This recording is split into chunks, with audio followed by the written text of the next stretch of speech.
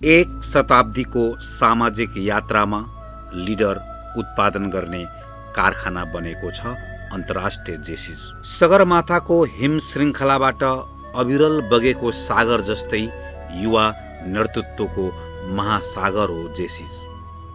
सन् 1915 मा young men's progressive civic association नामबाट स्थापना हुँदै सन् 1944 मा जेसिआई अर्थात् जुनियर चेम्बर इन्टरनेसनल नामबाट अन्तर्राष्ट्रियकरण भएको सङ्गठन हो जेसिस। यसको स्थापना 23 वर्षीय अर्थात् अहिलेको बोलीचालीमा जेन्जी यो उमेरकाले गरेका थिए। जेसिआईको मूल उद्देश्य to provide leadership development opportunities that empower young people to create positive change अर्थात् युवाहरूलाई विकासका अवसर प्रदान गरी समाजमा सकारात्मक परिवर्तन ल्याउने। समाजको गतिशीलतामा यो उद्देश्य कालजयी छ। यो सत्यलाई बुझेर सन् 1964 मा नेपालमा पनि जेसिसको स्थापना भयो।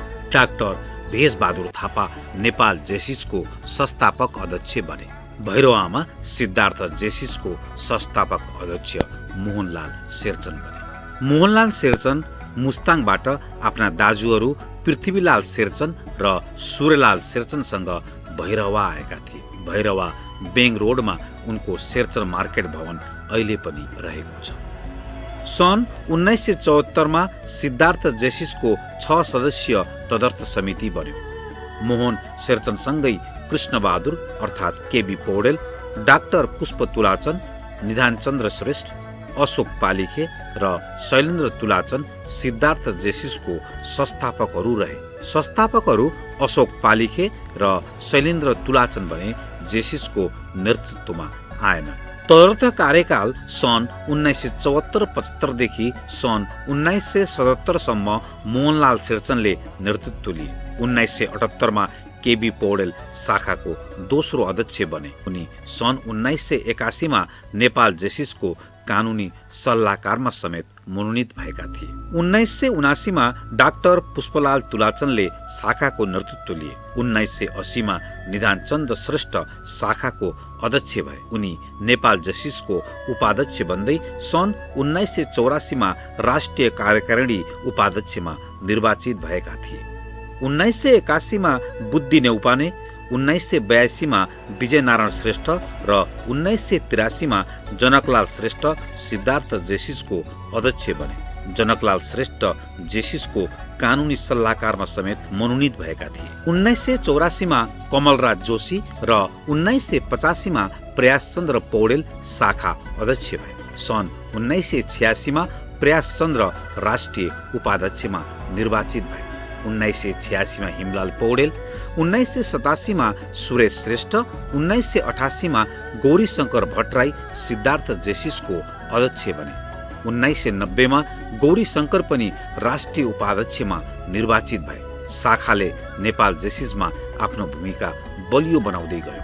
देशमा प्रजातन्त्रका लागि आन्दोलन हुँदै गर्दा सन् 1989 मा आदित्य नारायण कसौदन अध्यक्ष थिए। अध्यक्ष नबन्दै 1988 मा राष्ट्रिय उपाध्यक्ष बनेका थिए। तत्कालीन समयमा राष्ट्रिय उपाध्यक्ष बन्न शाखा अध्यक्ष बन्नु नै पर्ने अनिवार्य थिएन।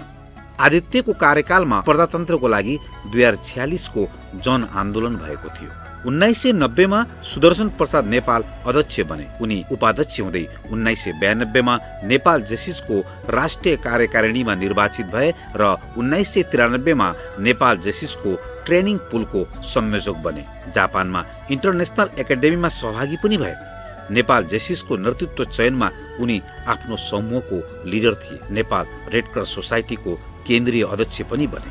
1991 मा विजयराज शर्मा, 1992 मा शम्भु कुमार गुप्ता शाखा अध्यक्ष बने। 1993 मा साम्बा कण्डेल र 1994 मा महेन्द्र कुमार श्रेष्ठ शाखा अध्यक्ष बने। 5 वर्षको अन्तरालमा महेन्द्र कुमार नेपाल जेसिसको राष्ट्रिय उपाध्यक्षमा निर्वाचित भए। 1995 मा भवि पौडेल, 1996 मा विजय शर्मा, 1997 मा अरुण सिंह मल्ल, 1998 मा दीपक विक, 1999 मा बाबुराम शर्मा शाखाको अध्यक्ष बने। सिद्धार्थ जेसिसले सन् 2000 मा महिला नेतृत्व पायो। रूपमा हिराचन अध्यक्ष बनिन्। उनको कार्यकालमा रजत जयन्ती उत्सव सम्पन्न भयो।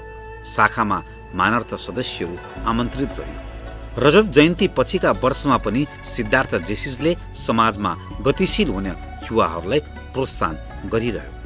यसै क्रममा 2001मा हेमन्त अग्रवाल, 2002मा रामकुमार शर्मा, 2003मा दिलीप धिताल, 2004मा राजनजङ राणा, 2005मा सञ्जीव शर्मा रेग्मी, 2006मा ओम कुमार श्रेष्ठ सिद्धार्थ जेसिसको अध्यक्ष बने। यसै बीच 62-63 को आन्दोलनले देशमा गणतन्त्र आयो।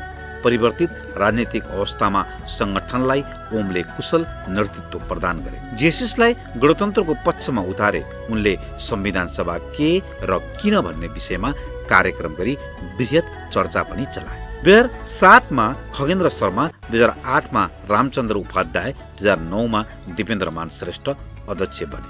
2010मा सुशील गुरुङ, 2011मा देवराज न्यौपाने, 2012मा निरज नारायण श्रेष्ठ, 2013मा पवन पौडेल, 2014मा साजनजङ राणा, 2015मा सङ्गम न्यौपाने, 2016मा लेखनाथ भट्टराई अध्यक्ष बने। भट्टराईको कार्यकालमा अत्याधिक कार्यक्रम भएको मानिन्छ। भूतपूर्व अध्यक्षलाई सम्मान कार्यक्रम विशेष रहेको थियो। 2017मा सुमन शर्मा र 2018मा कमल भण्डारी अध्यक्ष बने। महेन्द्र कुमार श्रेष्ठपछि 23 वर्षमा शाखाको तर्फबाट राष्ट्रिय उपाध्यक्षमा कमल निर्वाचित भए। 2019मा राकेश गुरुङ शाखाको अध्यक्ष बने। सन् 2020मा नेपाल जेसिसको राष्ट्रिय उपाध्यक्षमा पनि गुरुङ निर्वाचित भए। 2020मा मङ्गल भण्डारी शाखाको अध्यक्ष बने। 2021मा गोपाल गेमाली, 2022मा कमल जीसी, 2023मा मनोज भण्डारी, 2024मा दीपक काफ्ले र 2025को नेतृत्व अर्जुन कुँवरले गरेका छन्। जेसी मोहन शेरचनदेखि जेसी अर्जुन कुँवरसम्म 50 वर्षको स्वर्ण कार्यकालसम्म आइपुग्दा 49 जेसी लिडरहरूले सिद्धार्थ जेसिसको नेतृत्व लिएका छन्। एक व्यक्ति एक कार्यकाल जेसिसको यो सुन्दर पक्ष रहेको छ। यिनीहरूमध्ये निधानचन्द श्रेष्ठ, बुद्धिराम न्यौपाने, जनकलाल श्रेष्ठ, हिमलाल पौडेल र विजयराज शर्मा हामी बीच भौतिक रूपमा रहेनन्। श्रद्धा सुमन छ, सधैँ सम्झना रहिरहनेछ। शासन व्यक्तिको होइन विधिको हुनुपर्दछ भन्ने मान्यतामा सङ्गठित सिद्धार्थ जेसिसले 1975मा तदर्थ विधान बनाएर अघि बढ्यो। प्रारम्भिक कालमा अङ्ग्रेजी भाषामा बैठकहरू सञ्चालन हुन्थे। सन् 1996 विजय शर्माको कार्यकालमा विधानमा केही संशोधन गरियो। पछिल्लो पटक सन् 2006मा ओम कुमार श्रेष्ठको कार्यकालमा विधान संशोधन भयो। सिद्धार्थ जेसिसबाट शाखा जेसीआई सिद्धार्थ नेपाल बन्यो। सन् 2020मा मङ्गल भण्डारीको कार्यकालले शाखालाई नेपाल सरकारको जिल्ला प्रशासन कार्यालयबाट दर्ता प्रमाणपत्र लियो। यसले शाखालाई थप बलियो बनायो। प्रारम्भिक कार्यकालमा अध्यक्ष पदाधिकारीका घर घरमा बैठक हुन्थ्यो। झोलामा निर्णय पुस्तिका हुन्थ्यो, छाप हुन्थ्यो। सागर प्रताप राणा प्रधान पञ्च हुँदा 2039 सालमा जग्गा प्राप्त भएको थियो। 2040 सालमा शिलान्यास गरियो। 2046 माघ 23 गते रानी ऐश्वर्यको हातबाट भवनको समुद्घाटन गरियो। संगठनको लागि आकर्षक भवनको पुनर्निर्माण हुँदै बजार केन्द्रमा जेसीआई सिद्धार्थ नेपालको भवन ठडिएको छ। यसको पुनर्निर्माणमा पूर्व अध्यक्षहरूको भूमिका अतुलनीय रहेको छ। रामकुमार शर्माले आफ्नो कार्यकालमा तला थपे, फर्निचर आदिको व्यवस्था गरे, तालिम कक्ष बनाए। दिपेन्द्र मानले शाखाको प्रारम्भिक पुनर्निर्माणको सुरुवात गरे। अल्मुनियम पार्टिसन लगायत कार्य गराएर सचिवालयमा आकर्षक संस्थागत कार्यालयको व्यवस्थापन गरे। पछिल्लो समय मङ्गल भण्डारीको सचिवालय पुनर्निर्माणमा भूमिका रह्यो।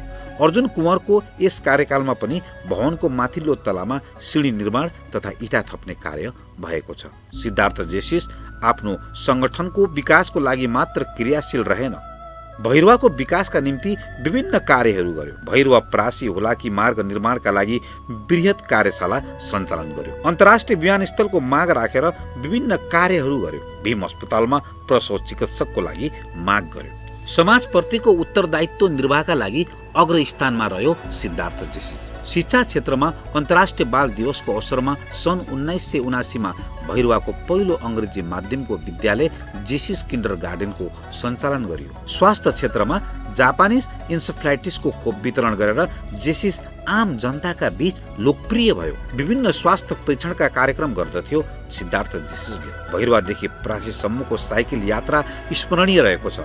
बालबालिकादेखि नेपालका अन्तर्राष्ट्रिय साइकल यात्री पुष्कर शाह सहभागी थिए।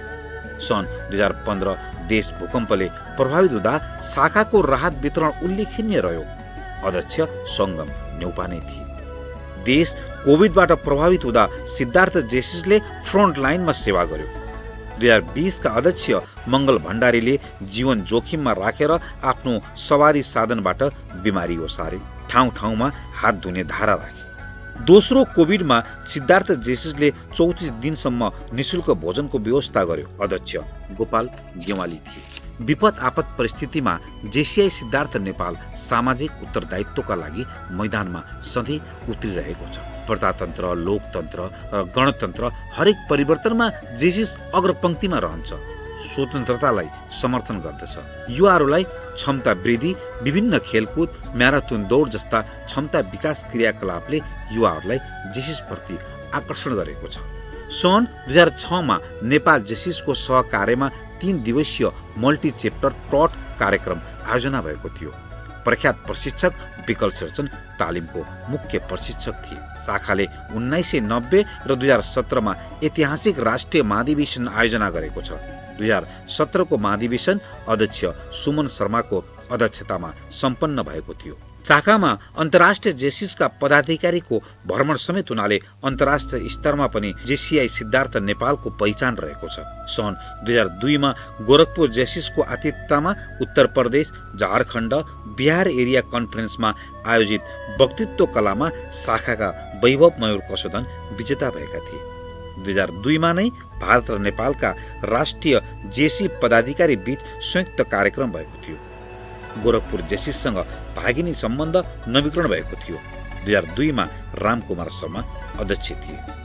उनको नेतृत्वमा शाखा सहभागी भएको थियो। 1974-1975 देखि 2025 सम्म सिद्धार्थ जेसिसको स्पोन्सरमा सिद्धार्थ लेडी जेसिस, पाल्पा जेसिस, तिलोत्तमा जेसिस जस्ता शाखाहरू सङ्गठित बने। यी शाखाहरूबाट पनि नेपाल जेसिसमा राष्ट्रिय पदाधिकारीहरूको रूपमा प्रतिनिधित्व भयो। नेपाल जेसिसमा प्रतिनिधित्व गराउन पछिल्लो समयमा समन्वय समूहका लिडर पूर्व अध्यक्ष दिपेन्द्रमान श्रेष्ठको भूमिका उल्लेखनीय रहेको बुझिन्छ। आज सिद्धार्थ जेसिस जेसिआई सिद्धार्थ नेपाल बनेको छ। 50 वर्ष पूरा भएको छ। स्वर्ण उत्सव कालमा अर्जुनजङ्ग कुँवरले नेतृत्व लिएका छन्। कुँवर भाग्यमानी छन्। मिलनसार क्षमताका जेसी अर्जुनले यस अवसरमा विभिन्न कार्यहरू सम्पन्न गरेका छन्। स्वर्ण जयन्ती समुद्घाटन, व्हीलचेयर तथा साइकल वितरण, मैत्रीपूर्ण खेलकुद, मेन्टल हेल्थ, वक्तृत्व कला, म्याराथन दौड, नगद सहयोग गरेका छन्। नेतृत्व अर्जुनको हो, साथ सबै पूर्वाध्यक्षहरूको, पदाधिकारीहरूको, साधारण सदस्यहरूको, शुभेच्छुक र सहयोगीहरूको। जेसिस अभियानको सान भैरवावासीको मान हो जेसिआई सिद्धार्थ नेपाल। सबैलाई बधाई, सबैलाई शुभकामना। जेसिसले सबैको कल्याण गरोस्, जेसीहरूको कल्याण होस्, समग्र जल थल वायुका प्राणीको मङ्गल होस्। भवतु सब मङ्गल।